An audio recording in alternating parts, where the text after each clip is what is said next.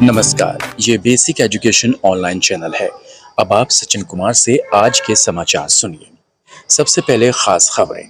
Assistant professor भर्ती परीक्षा में कई प्रश्न गलत, संशोधित होगा परिणाम। उत्तर प्रदेश माध्यमिक शिक्षा सेवा चयन बोर्ड को इसी माह मिल सकते हैं सदस्य। बोर्ड सदस्य के लिए मिले आवेदन पत्रों की शुरू हुई स्क्रीनिंग।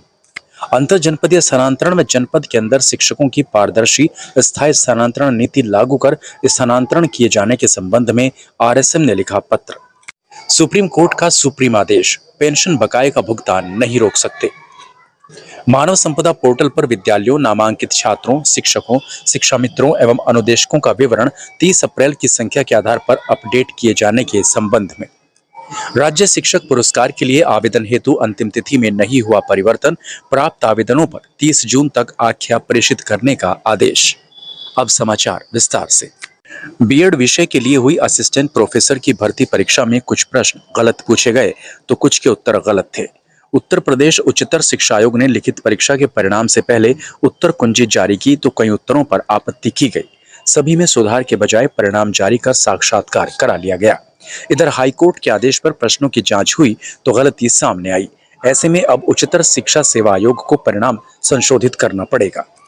असिस्टेंट प्रोफेसर बीएड के 113 पदों पर भर्ती के लिए उत्तर प्रदेश उच्चतर शिक्षा सेवा आयोग ने 30 अक्टूबर 2021 को लिखित परीक्षा कराई थी। इसके बाद उत्तर कुंजी जारी हुई तो अभ्यर्थी बैजनाथ पांडे ने 13 उत्तरों को लेकर आपत्ति की। उनकी आपत्ति अशासकीय सहायता प्राप्त महाविद्यालयों के बाद यूपीएचईएससी ने 6 प्रश्नों का उत्तर बदलते हुए 17 फरवरी को लिखित परीक्षा का परिणाम जारी कर दिया। उसके बाद साक्षात्कार प्रक्रिया शुरू हो गई। इसी बीच बैजनाथ पांडे ने हाईकोर्ट में याचिका दायर कर दी। उनके अधिवक्ता चंद्रकेश राय और तेज बहादुर राय ने हाईकोर्ट में बताया कि 13 उत्तरों पर आपत्ति पर आयोग ने सिर्फ 6 के उत्तर सही किए। हाईकोर्ट ने शेष 7 प्रश्नों की जांच इलाहाबाद केंद्रीय विश्वविद्यालय के 2 विशेषज्ञों को सौंपी। साथ ही आयोग को निर्देश दिया कि एक अभ्यर्थी ने याचिका दायर की है, इसलिए एक पद रोकते हुए परिणाम जारी कर दें। आयोग ने 28 अप्रैल को 112 पदों का अंतिम परिणाम जारी कर दिया। इन सभी को 31 मई को कॉलेज आवंटन होना था। उसी दिन विश्वविद्यालय के विशेषज्ञों ने कोर्ट में अपनी रिपोर्ट पेश कर दी और बताया कि 7 प्रश्नों में से 5 में गलती है। उत्तर प्रदेश माध्यमिक शिक्षा सेवा चयन बोर्ड में कोई सदस्य नहीं होने से एडेड माध्यमिक विद्यालयों के लिए शिक्षकों की चयन प्रक्रिया ठप है, जबकि मुख्यमंत्री योगी जी का जोर रिक्त पदों को तेजी से भरने पर है। 8 अप्रैल को चयन बोर्ड के 5 सदस्यों का कार्यकाल एक साथ खत्म हो जाने से चयन बोर्ड सदस्य विहीन हो गया है। ऐसे में शासन ने सदस्य पद के लिए 14 मई तक आवेदन मांगे। चयन के लिए आए आवेदन पत्रों की स्क्रीनिंग की जा रही है। शिक्षकों के रिक्त पदों पर भर्ती के लिए मुख्यमंत्री जी की तेजी को देखते हुए उम्मीद की जा रही है कि इसी माह चयन बोर्ड को सदस्य मिल जाएंगे।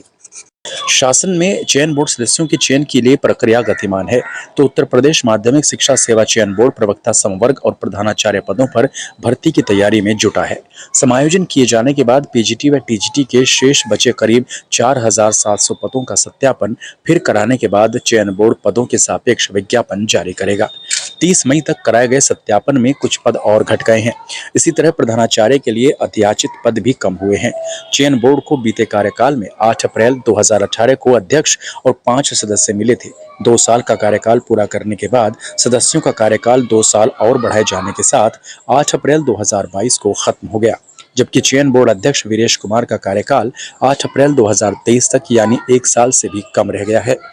राष्ट्रीय शैक्षिक महासंघ उत्तर प्रदेश के द्वारा माननीय बेसिक शिक्षा मंत्री उत्तर प्रदेश को एक पत्र में कहा गया है कि अंतर जनपदीय स्थानांतरण में जनपद के अंदर शिक्षकों की पारदर्शी स्थायी स्थानांतरण नीति लागू कर स्थानांतरण जल्द किए जाने के संबंध में ज्ञापन दिया गया है। इस पत्र में मांग की गई है कि आकांक्षी जनपदों का प्रतिबंध समाप्त कर संपूर्ण प्रदेश में एक समान अंतर जनपदीय स्थानांतरण नीति लागू की जाए। अंतर जनपदीय स्थानांतरण प्रक्रिया को प्रत्येक वर्ष अप्रैल से जून माह में पूर्ण किए जाने की स्थायी नीति लागू की जाए। अंतर जनपदीय स्थानांतरण हेतु निर्धारित समय सीमा में संशोधन करते हुए दिव्यांग महिला शिक्षक हेतु समय सीमा 1 वर्ष व सामान्य पुरुष शिक्षकों को 3 वर्ष की जाए तथा गंभीर बीमारी से ग्रसित परिजनों के शिक्षकों को समय सीमा से मुक्त किया जाए। शिक्षकों के पारस्परिक स्थानांतरण जैसे अंतर जनपदीय तथा जनपद के अंदर स्थानांतरण बिना किसी प्रतिबंध के वर्ष पर्यंत किए जाने हेतु आवश्यक विभागीय आदेश जारी किए जाए। जनपद के अंदर शिक्षकों का स्थानांतरण अंतर जनपदीय स्थानांतरण की भांति ऑनलाइन आवेदन प्राप्त कर मेरिट के आधार पर रिक्त पदों के सापेक्ष काउंसलिंग द्वारा जनपद में कुल कार्यरत शिक्षकों का न्यूनतम 15% स्थानांतरण प्रतिवर्ष किए जाने हेतु शासनादेश निर्गत किया जाए।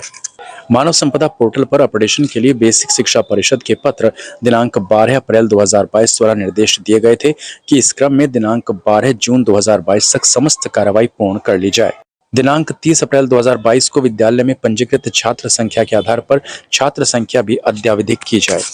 प्रदेश में राज्य शिक्षक पुरस्कार के लिए आवेदन के लिए अंतिम तिथि में कोई परिवर्तन नहीं किया गया है। इसके लिए प्राप्त आवेदनों पर 30 जून तक आख्या प्रेषित करने का आदेश दे दिया गया है। इसी के साथ ही समाचार बुलेटिन समाप्त होता है। नमस्कार।